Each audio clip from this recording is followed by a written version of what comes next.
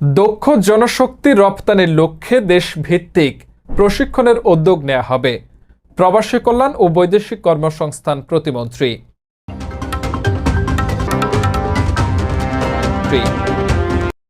মধ্যপ্রাচ্য সহ বিশ্বের বিভিন্ন দেশে দক্ষ জনশক্তি রপ্তানির লক্ষ্যে দেশভিত্তিক প্রশিক্ষণের উদ্যোগ নেওয়া হবে বলে জানিয়েছেন প্রবাসী কল্যাণ ও বৈদেশিক কর্মসংস্থান মন্ত্রণালয়ের প্রতিমন্ত্রী শফিকুর রহমান চৌধুরী এমপি। তিনি বলেন, যে দেশে যে ধরনের জনবলের চাহিদা আছে সেই দেশে সেই ধরনের জনবল পাঠানো হবে।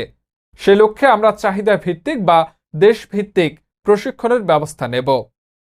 আজ শনিবার 25 এপ্রিল দুবাইয়ের 5 তারকা হোটেল হায়াত রেজেন্সিতে আয়োজিত এক মতবিনিময় সভায় এসব কথা বলেন।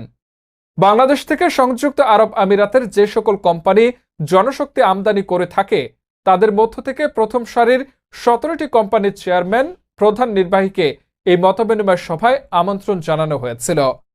কিরূপ দক্ষ জনশক্তি বা কোন ধরনের চাহিদা সম্পন্ন জনবল তাদের প্রয়োজন, কিংবা বাংলাদেশ থেকে আরো বেশি সংখ্যক জনশক্তি প্রেরণের জন্য কি কি করণীয়, সেসব বিষয়ে প্রবাসী কল্যাণ ও বৈদেশিক কর্মসংস্থান প্রতিমন্ত্রী তাদের সাথে আলোচনা করেন। সংযুক্ত আরব আমিরাতে নিযুক্ত বাংলাদেশের রাষ্ট্রদূত মোহাম্মদ আবু জাফর, প্রতিমন্ত্রীর সফর সঙ্গী প্রবাসী কল্যাণ ও বৈদেশিক কর্মসংস্থান মন্ত্রণালয়ের অতিরিক্ত সচিব খায়রুল আলম এবং একান্ত সচিব মামুনুর রহমান, বাংলাদেশ কনসুলেট দুবাই ও উত্তর আমিরাতের consul general BM Jamal Hossain, কনসুলেটের কর্মকর্তা বৃন্দ এ সময় উপস্থিত ছিলেন।